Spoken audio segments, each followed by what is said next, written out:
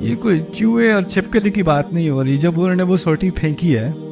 اچھا اس سانپ کے بھی تین اس کی ڈسکرپشنز ہیں, اس کے اوصاف ہیں.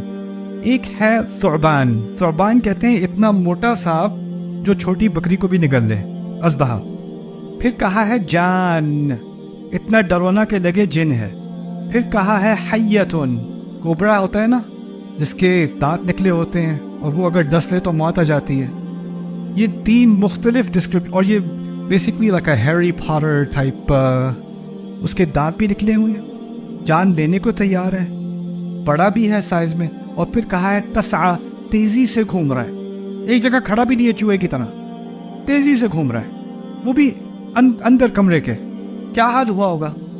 یاد ہے تمہاری جاب تھی اس کمرے میں, تمہاری جاب تھی نا جب وہ سانپ آیا ہے سامنے تو کیا کیا تم نے؟ I quit. فرعون نے بھی کیا کیا ہوگا؟ انا ربکم.